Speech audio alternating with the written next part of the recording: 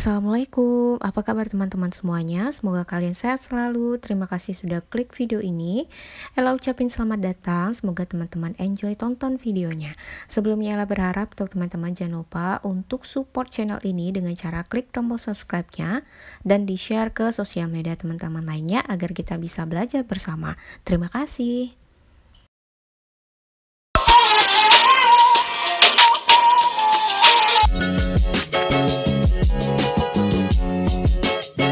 Di episode Jejak Islam Jumat ini, kita akan pergi ke benua Asia, tepatnya di Korea Selatan. Mendengar Korea Selatan, yang pertama ada di pikiran kita, kira-kira apa nih coba teman-teman? Islam di Korea Selatan. Nah, yang teringat di benak pasti seputar drama Korea atau boy bandnya, bukan? Tapi terlepas dari itu, sebenarnya banyak hal yang bisa kita bahas di Korea Selatan. Seperti biasa, di hari Jumat ini, Jejak Islam akan bahas seputar awal mula Islam ada di Korea Selatan. Seperti apa kira-kira sejarahnya? Untuk yang penasaran, yuk simak ulasan sampai akhir. Sebelumnya, jangan lupa untuk klik tombol subscribe dan aktifkan lonceng notifikasi. Terima kasih. Islam diperkenalkan ke warga Korea baru sejak tahun 1950-an dari tentara Turki dengan jumlah sekitar 145 sampai 160 ribu orang saat ini. Itu merupakan jumlah yang cukup besar. Dari jumlah tersebut diperkirakan 50 ribu diantaranya adalah penduduk asli Korea Selatan, sedangkan sisanya merupakan pendatang dari Indonesia, Malaysia, Pakistan, Turki, dan negara-negara di Timur Tengah. Akar keagamaan orang-orang Korea Selatan sebagian berasal dari Buddhisme, Konfusianisme, dan yang baru-baru ini berkembang pesat adalah agama Kristen. Para ilmuwan mengatakan bahwa hubungan lintas budaya antara Korea Selatan dan negara-negara Islam sebenarnya sudah terjadi dari sejak abad ke-7, yakni pada saat Kerajaan Silla. Kita bahas sedikit mengenai Kerajaan Silla. Kerajaan Silla berdiri sejak tahun 575 Masehi sampai 935 Masehi. Seringkali diucapkan dengan nama Silla, adalah salah satu di 3 kerajaan yang ada di Korea Selatan. Banyak kawasan yang berhasil dikuasai kerajaan ini, yaitu hampir di semua bagian semenanjung Korea. Sementara bagian lain merupakan milik dari sekutunya. Ibu kota dari Silla adalah Gyeongju. Setelah hampir 1000 tahun berkuasa, kerajaan Silla terpecah menjadi negeri-negeri kecil, yang mana itu merupakan hasil dari pemberontakan dinasti baru Goryeo pada tahun 935 Masehi. Pertemuan pertama Korea Selatan dengan Islam murni karena urusan komersial, ujar Lee Hee-so, pakar budaya Islam terkemuka di Korea Selatan. Para pedagang dan saudagar muslim melakukan perjalanan melalui jalur sutra ke ibu kota Chang'an atau hari ini dikenal dengan nama Xi'an, yang mana kerajaan Silla pada masa itu memiliki hubungan politik dan sains yang erat.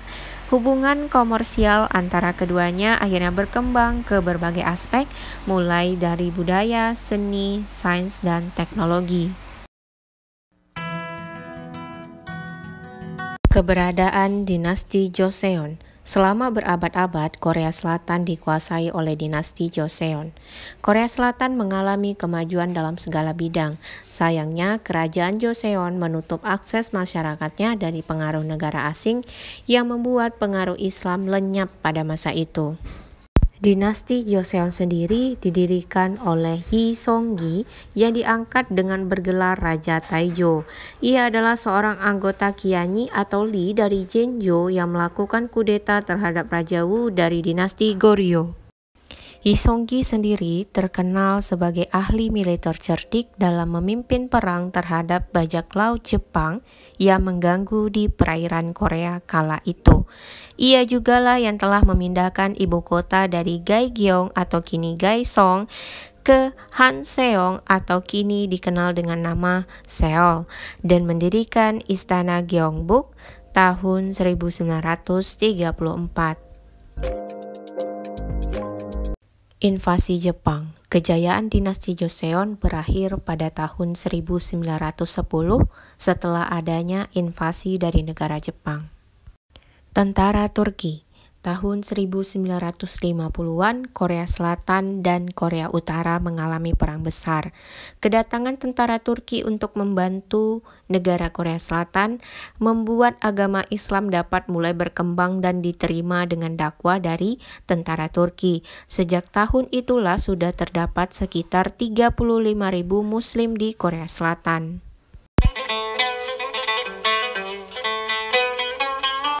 Dukungan pemerintah.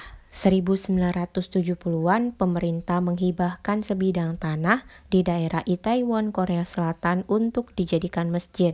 Atas bantuan dari negara-negara Islam di dunia, berdirilah Masjid Sentral Seoul tahun 1976 yang menjadi tonggak penyebaran agama Islam di Korea Selatan.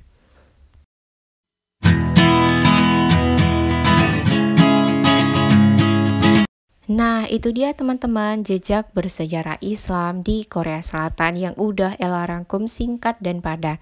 Buat teman-teman Muslim yang ada di Korea Selatan yang mana tahu melihat video lain ini, bisa dibantu untuk tambahan informasi dan pengalaman menjadi Muslim di Korea Selatan itu seperti apa.